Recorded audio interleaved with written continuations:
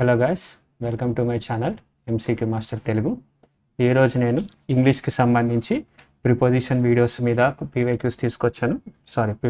Preposition PYQs తీసుకొచ్చాను. So grammar రూల్స్లో ఇది మనం థర్డ్ వీడియో అనుకుంటా. ఫస్ట్ టెన్సెస్ అయింది, తర్వాత సబ్జెక్ట్ వర్బ్ అగ్రిమెంట్ అయింది, ఇప్పుడు ప్రిపోజిషన్స్. దీని తర్వాత ఇది మనకి direct speech, active voice, passive voice ఉంటుంది. అది అయిన తర్వాత ఇంకెళ్ళిపోవాలి. ప్రిపోజిషన్లో వచ్చి మనకి మేజర్ ప్రాబ్లం ఏంటి అని అంటే ఆల్మోస్ట్ ఒక 100 ప్లస్ ప్రిపోజిషన్స్ ఉంటాయి, వాటి రూల్స్ ఉంటాయి. అండ్ ఒక్కో ప్రిపోజిషన్కి కనీసం 2 to 3 రూల్స్ ఉంటాయి. అవన్నీ నేర్చుకోవాలంటే మనకి వీడియోలు సరిపోవు, చేయడానికి ప్రాక్టీస్ చేస్తేనే వస్తుంది అది స్టెప్ బై స్టెప్. సో అది నేను బేసిక్గా మీకు చెప్పదలుచుకుంది ఏంటంటే మనం ప్రీవియస్ ఇయర్ పేపర్స్ కూడా చేస్తేనే వస్తుంది. సో నేను ఇది మొత్తం చేసేస్తే వచ్చేస్తుంది అని కాదు. మీకు ఎగ్జాంపుల్ ఒక స్టార్టింగ్ పాయింట్, అంటే ఒక స్టార్టింగ్ పాయింట్ లాగా ఒక పికప్ ఇవ్వడానికి ఈ వీడియో హెల్ప్ అవుతుంది. మీరు కానీ పాయింట్స్ నోట్ చేసుకుని గుర్తుంచుకుంటే మిగతా దాంట్లో హెల్ప్ అవుతుంది. లేట్ చేయకుండా ఫస్ట్ క్వశ్చన్కి వెళ్ళిపోదాం. She is married with a doctor. Okay, ఆమె డాక్టర్తో పెళ్లి చేసుకుంది అని అంటున్నాడు. కానీ మ్యారీడ్కి ప్రిపోజిషన్ ఎప్పుడన్నా టు వస్తుంది. MARRIED, మ్యారీడ్కి +2 + OBJECT. ఆబ్జెక్ట్ అంటే డాక్టర్ అనమాట.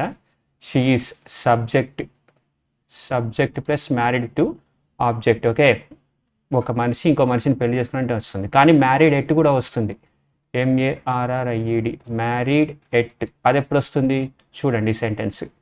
She is MARRIED, married at the age of 7. Okay, 7 సంవత్సరాలు అప్పుడే పెళ్లి చేసేసుకుందామే, పెళ్లి చేశారు ఆమెకి ఓవరాల్గా. అది ఇక్కడ ఎట్ వచ్చింది. ఈ సెంటెన్స్ కరెక్ట్ అవుతుంది. ఎందుకంటే ఇక్కడ సబ్జెక్ట్ లేదు, ఇక్కడ ఆబ్జెక్ట్ లేదు, ఓన్లీ తన యొక్క కండిషన్ చెప్తుంది కాబట్టి ఇక్కడ ఎట్ వచ్చింది. బట్ ఇక్కడ మ్యారీడ్ టు సమ్మన్ అని గుర్తుంచుకోండి. మీరు సింపుల్గా మ్యారీడ్ +2 + సమ్మన్, మ్యాక్సిమం ఇదే వస్తుంది. మ్యారీడ్ ఎట్ అనేది రాదు ఎక్కువ క్వశ్చన్స్లో, ఇప్పటిదాకైతే నేను ఎక్కువ చూడలేదు.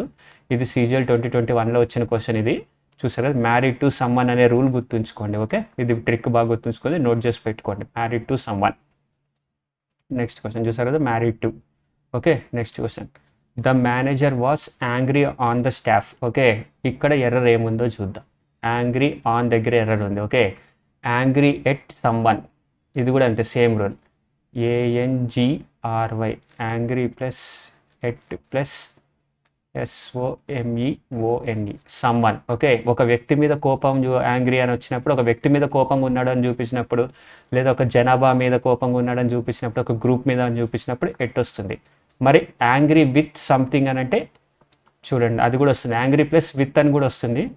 ANGRY, యాంగ్రీ ఎట్ సమ్మన్ కాదు, sorry guys, angry at something. ఇది నేను ఎరేజ్ చేస్తున్న రూల్, ఇది మొత్తం డిలీట్ చేసుకోండి. వెరీ వెరీ సారీ, కన్ఫ్యూజ్ అయ్యాను, very very sorry. Angry, the manager was angry with someone. ANGRY, angry +with someone or group, GROUP. ఈ rule గుర్తుంచుకోండి. యాంగ్రీ ఎప్పుడు వచ్చినా సరే విత్తో వస్తుంది. ఒక వ్యక్తిని డిఫైన్ చేస్తున్నప్పుడు, ఒక వ్యక్తి మీద కోపంగా ఉన్నామని, ఒక పర్సన్స్ మీద కోపంగా ఉన్నామని, ఒక మనుషుల మీద కోపంగా ఉన్నామని విత్ వస్తుంది. మరి యాంగ్రీ ఎట్ అని ఎప్పుడు వస్తుంది? ANGRY, angry +at incident, INCIDENT. He is angry at the loss of his company. Okay, he is angry at the loss of his company. Angry at the loss of his company, COMPANY. Okay, company. మీకు అర్థమైంది అనుకుంటే ఈ 2 rules యాంగ్రీకి, ప్రిపోజిషన్స్కి, యాంగ్రీకి. So ఇది కూడా note చేసుకోండి, ఇది మీకు బాగా ఎగ్జామ్లో హెల్ప్ అవుతుంది. Just angry with someone, angry at incident or something, SOMETHING. ఇది గుర్తుంచుకోండి. Angry with someone, angry at something, అదైతే బెటర్గా ఉంటుంది. ఇన్సిడెంట్ అంతే. ఓకే, ఒక వస్తువు మీద కోపం చూపిస్తే యాంగ్రీ ఎట్ అనే రావాలి. ఓకే, యాంగ్రీ విత్, ఇది person, angry with person, PERSON or someone rule అని. ఒక వ్యక్తి మీద చూపిస్తున్నప్పుడు యాంగ్రీ విత్ అని రావాలి, వ్యక్తుల మీద. Okay, he is senior than me. Okay, ఇక్కడ చూడండి ఆర్ అని వచ్చింది కదా, సబ్జెక్ట్ వర్బ్ సీనియర్ కదా, ఎడ్జెక్టివ్ అవుతుందా, ఇది ప్రొనౌన్ అవుతుందా? నో నో నో, ఈ సీనియర్ అనేది ఏంటి, సబ్జెక్ట్ కదా. ఓకే, ఎడ్జెక్టివ్ని V1 ఫామ్ కాదు, ఈ ఓఆర్ ఫామ్. ఓకే, నౌన్, ఇది నౌన్, జస్ట్ జనరల్ నౌన్ అవుతుంది. నౌన్ ప్లస్ ఓఆర్ ఫామ్, ఈ లాస్ట్ ఓఆర్ ఉంది కదా, ప్లస్ 2 అవుతుంది. ఆ రూల్ గుర్తుంచుకోండి. Like he is senior, SCNA OR, senior to me, senior to me. I am, he is inferior, he is INFERIOR, inferior to me. He is inferior to me అంటే నాకంటే తను inferiority complex ఉంది, నాకంటే తను తక్కువ అని ఫీల్ అవుతూ ఉంటాడు అని చెప్పేసి చెప్తున్నట్టు. Okay, he is superior to me, he is superior to me, చూసారు కదా, ఆర్ టు మీ అని వస్తుంది. అండ్ ఇన్ఫీరియర్ సుపీరియర్ అన్నీ కూడా నౌను, అది గుర్తుంచుకోండి. Okay, maximum senior to me, inferior to me, superior to me, అన్నిటికీ 2 వస్తుంది. దాన్ రాదు, సీనియర్ దాన్ రాదు. ఓకే, దాన్ అనేది దేనికి వాడతాం, మ్యాక్సిమం, OTHR, అదర్ ప్లస్ దాన్. మ్యాక్సిమం అదర్ ప్లస్ దాన్లో ఎక్కువ, 99% అదర్ ప్లస్ దాన్ వస్తుంది. అదొక రూల్ గుర్తుంచుకోండి. ఓకే, ఇది మన క్వశ్చన్ గుర్తుంచుకోండి. ఈ క్వశ్చన్స్ మీరు గుర్తుంచుకుంటే చాలు, మీకు ఆటోమేటిక్గా రూల్స్ ఆటోమేటిక్గా నెక్స్ట్ వచ్చే ప్రీవియస్ ఇయర్ క్వశ్చన్స్ చేయడానికి ఈజీ అవుతుంది. కరెక్షన్ సీనియర్ 2 చూసారు కదా. Next question, the teacher was pleased at his performance. Okay, pleased at his performance 2022లో వచ్చింది. ఇది ఎట్ అంటున్నాడు కదా, ఎట్ కాదు, pleased, PLEASED,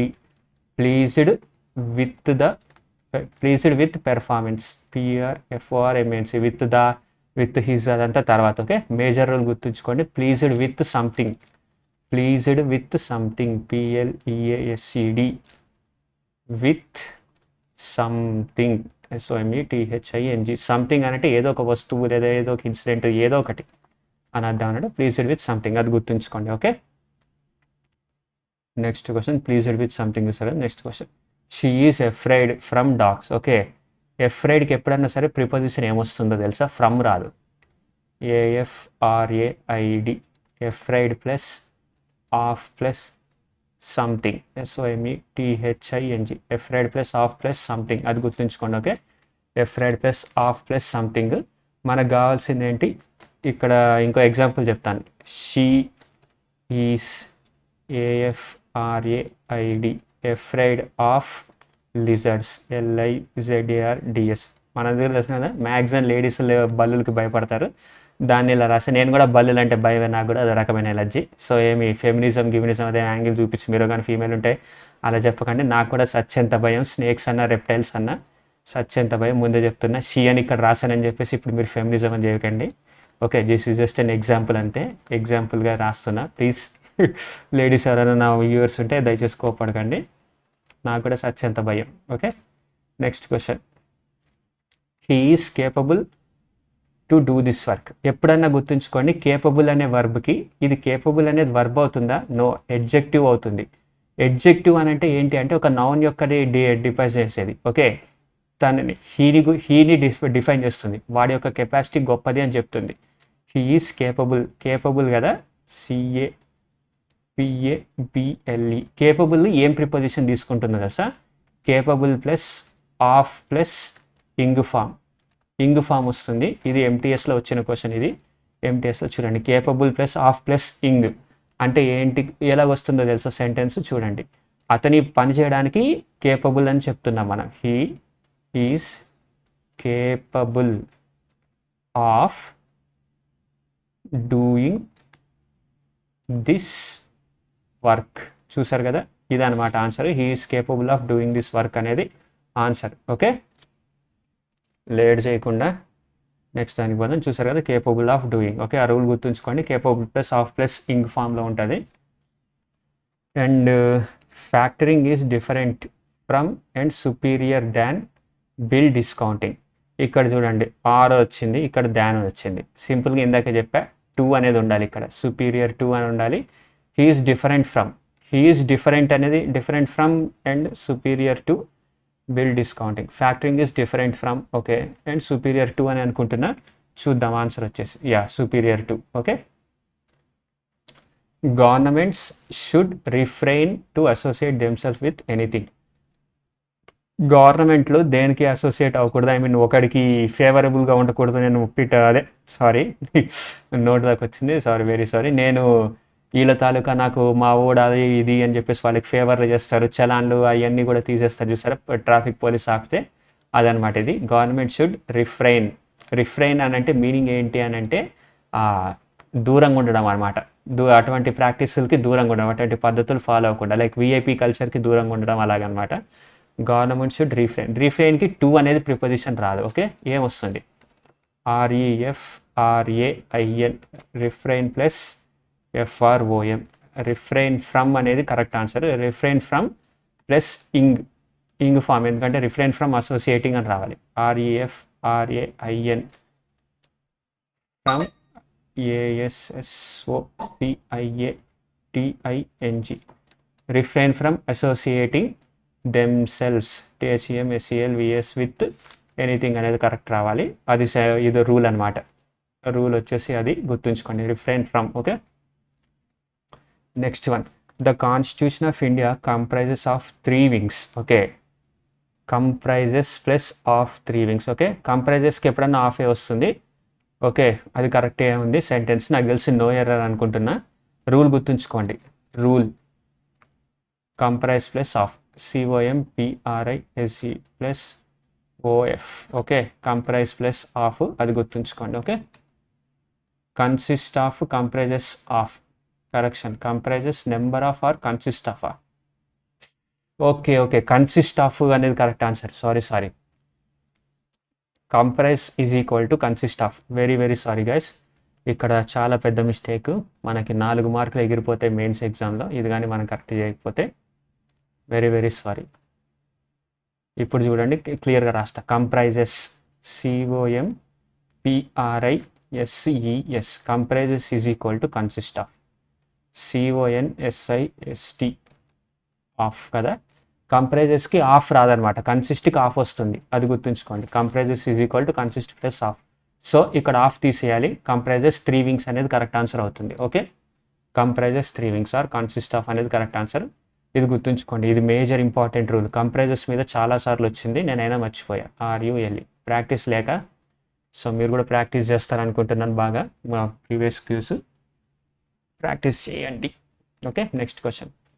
we may have to await for a new political order. ఇక్కడ కూడా అవైట్కి ఫర్ అనేది ప్రిపోజిషన్ ఏం రాదు, await a new political order అనేది కరెక్ట్ ఆన్సర్ అవుతుంది. Okay, we may have to await, for అనేది తీసేయాలి. ఇక్కడ అవైట్ అనేది ఉంటుంది అంతే అనుకుంటున్నా. ఇది CGL 2024లో వచ్చింది. చూద్దాం ఆన్సర్ ఏంటి అని.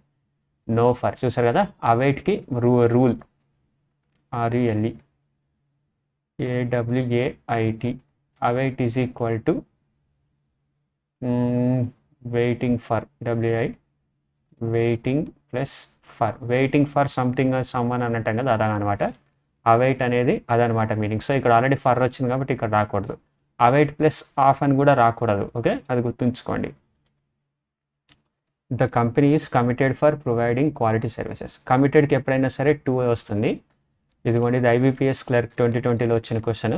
Committed, COMMITTED, committed 2, committed plus 2 అనేది రూల్, అది గుర్తుంచుకోండి. Rule one of the major important. Committed to providing quality services. Okay, I am committed to my word అని కూడా అనొచ్చు. I am committed to my words or my actions, my ACTIONS, my actions, అవన్నీ కూడా చూసుకోండి. Committed to అనేది correct answer. Okay, next question. The committee is comprised from 5 members. Okay, ఇక్కడ చూసారా, composed of అని వస్తుంది. Compose plus of, COMPOSE, compose plus of. ఒకవేళ comprised అని వచ్చిందంటే no, the committee is comprised of 5 members అనేది రావాలి. నో, కమిటీ కంప్రైజ్డ్ 5 మెంబర్స్ అని రావాలి, అది గుర్తుంచుకోండి. ఇక్కడ కంపోజ్ ప్లస్ ఆఫ్ అని వస్తుంది, ఫ్రమ్ రాకూడదు. ఓకే, అది గుర్తుంచుకోండి. Compose plus of rule, one of the rule, అది నోట్ చేసుకోండి. Next question.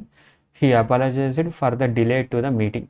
Okay, he apologize plus for అనేది కరెక్టే, ఇక్కడైతే కరెక్ట్గానే ఉంది, ఏం ఎర్రర్ లేదు.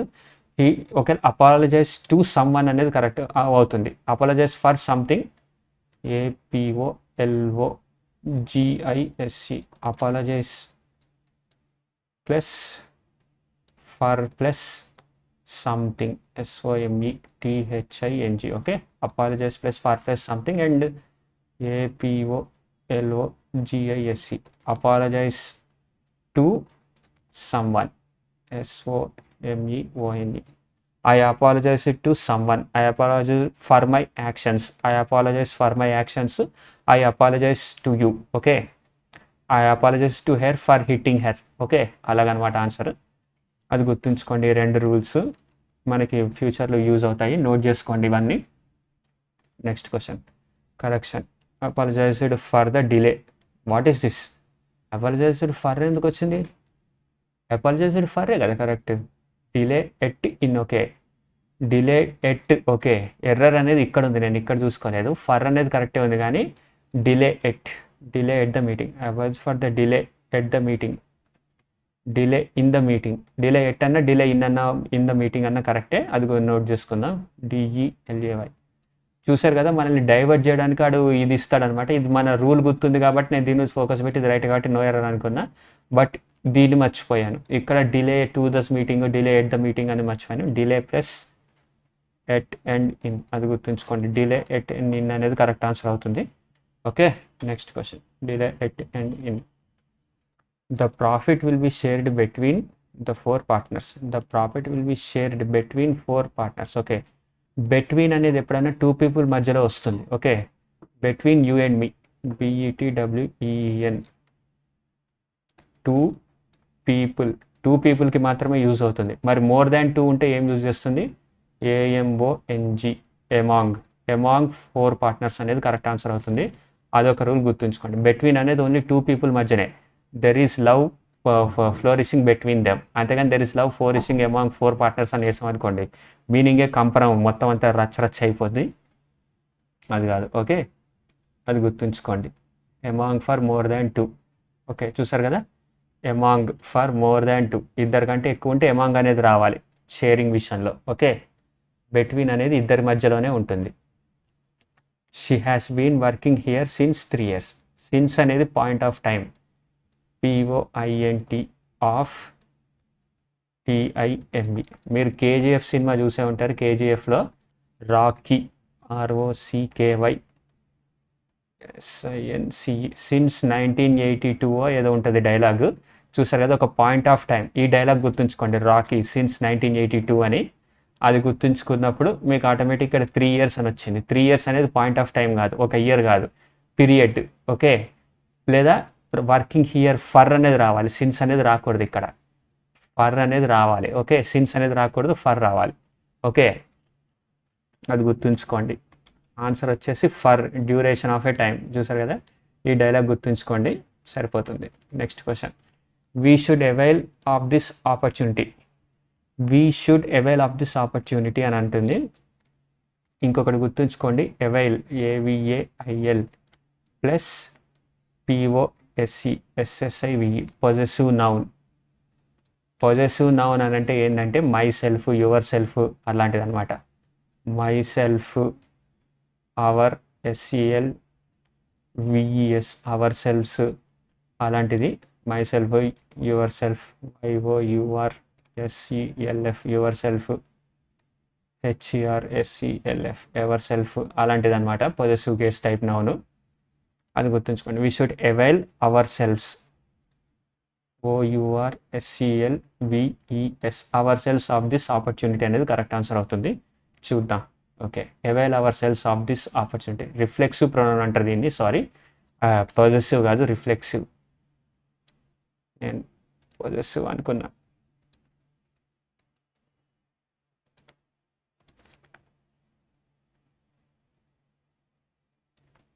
రిఫ్లెక్సివ్ నౌన్ అనేది గుర్తుంచుకోండి. Reflexive pronoun. Okay next question. The reward was in recognition for his bravery. The reward was in recognition for his bravery. నాకైతే ఇక్కడ ఏమీ ఎర్రర్ కనిపించట్లేదు.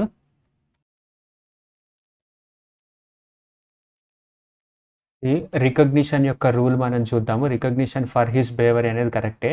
ఒక మనిషి తన యొక్క సాహసవంతాన్ని రికగ్నిషన్ చేసి అవార్డు ఇచ్చింది గవర్నమెంట్. కానీ ఇక్కడ ఒక రూల్గా తెలుసుకుందాం మనం. రూల్ రికగ్నిషన్ ఎగ్జాంపుల్ చెప్తా. ఎగ్జాంపుల్ చూడండి. The RECOGNITION the recognition of the new state led to REAL real ESTATE real estate SURG real estate surge. Okay, real estate ప్రైసులు బాగా పెరిగిపోయినాయి. ఇక్కడ చూడండి రికగ్నిషన్కి ఆఫ్ వచ్చింది. ఎందుకు? స్టేట్ అనేది ఒక వ్యక్తి కాదు, దా వ్యక్తి ఒక పర్సన్ కాదు, అది ఒక ఆబ్జెక్ట్ కిందకి వస్తుంది, వస్తువు కింద. సో దానికి ఆఫ్ వచ్చింది. ఓకే, బట్ ఇక్కడ ఫర్ హిస్ బ్రేవరీ అనేది రాదు, ఆఫే వస్తుంది. మరి బ్రేవరీ అనేది కరెక్టే అవుతుంది, కానీ ఎందుకంటే ఇన్ వచ్చింది.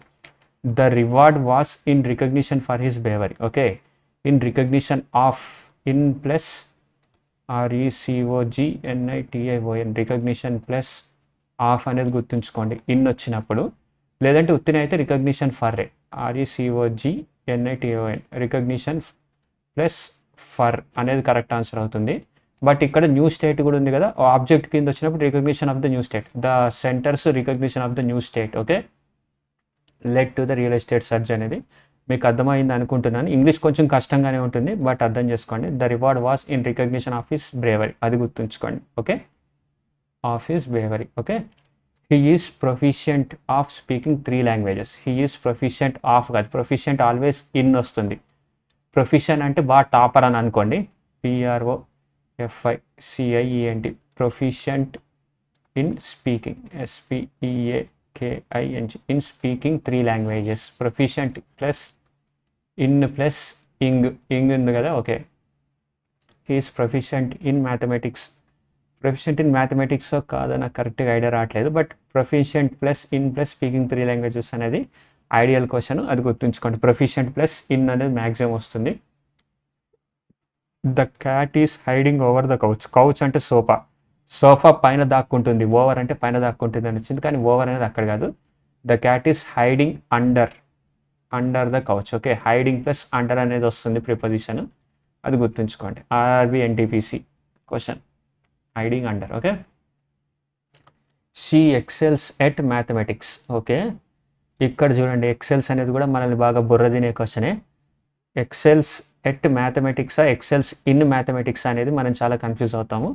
అది నాకు కూడా కరెక్ట్గా గుర్తురాట్లేదు, బట్ ఒక రూల్ ఏదో ఉంటుంది. Let me recall it, something is there.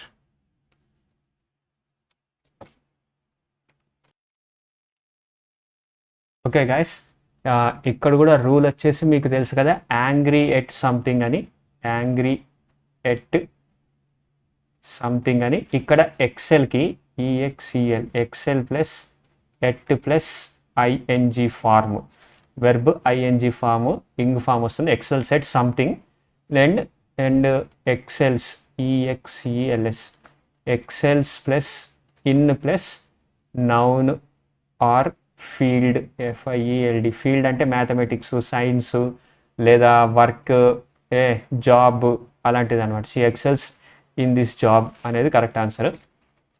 She excels at killing someone. She excels in murder, in crime. She excels in crime solving, అది కరెక్ట్ ఆన్సర్. ఓకే, అది గుర్తుంచుకోండి. Murder, she excels at something, she excels in mathematics, excels in science, she excels in field work. Okay, అది గుర్తుంచుకోండి.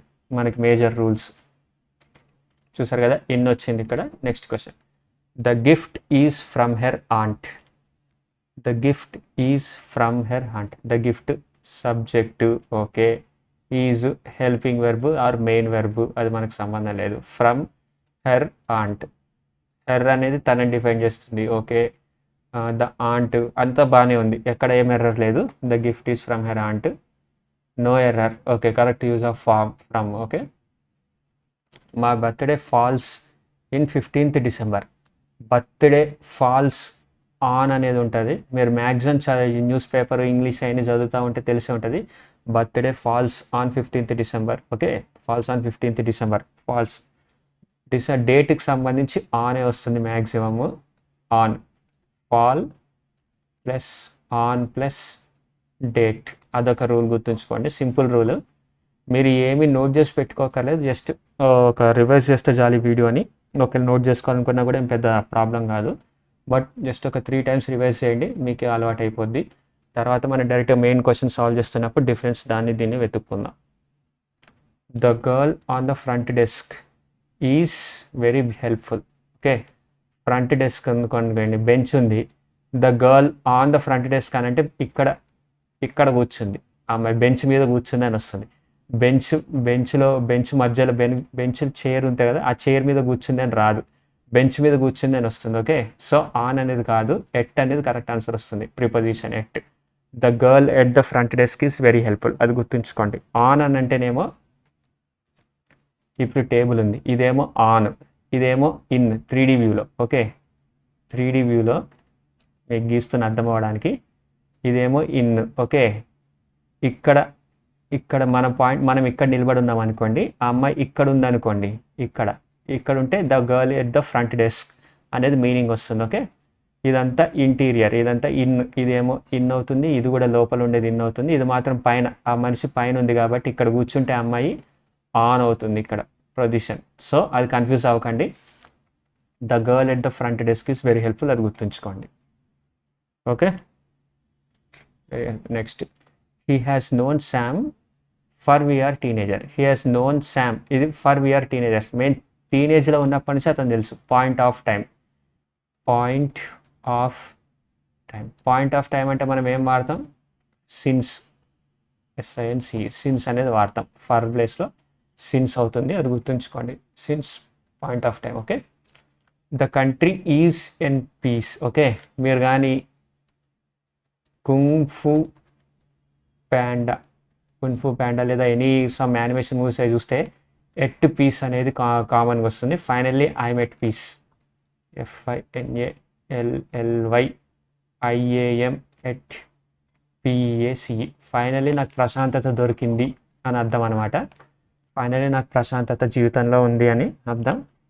Finally I'm at peace కదా, ఇక్కడ in రాకూడదు, at వస్తుంది, అది రూలు, గుర్తుంచుకోండి. ఓకే, సో ఇంతటితో 25 క్వశ్చన్స్ ప్రిపోజిషన్స్ అయిపోయినాయి, 25 PYQs. ఈ ప్రిపోజిషన్స్ ఇంకా చాలా ఉంటాయి, మోర్ దాన్ 150+ ప్రిపోజిషన్స్ చాలా ఉంటాయి. మనం అవన్నీ ప్రీవియస్ ఇయర్ క్వశ్చన్స్తోనే కవర్ చేయగలం. ఆ రూల్స్ అన్నీ అర్థం అవ్వాలి అని అంటే నేను మొత్తం చేసుకుంటా పోతే నాకు చాలా టైం పడుతుంది. Very very sorry guys. Plus నాకు ఆన్లైన్లో మెటీరియల్ కూడా దొరకట్లేదు, only previous year questions PYQs ఎతుకుదామంటే అదొక దెబ్బ అవుతుంది నాకు, సో అందుకని నేను చేయలేకపోతున్న video. Okay, next active voice, passive voice.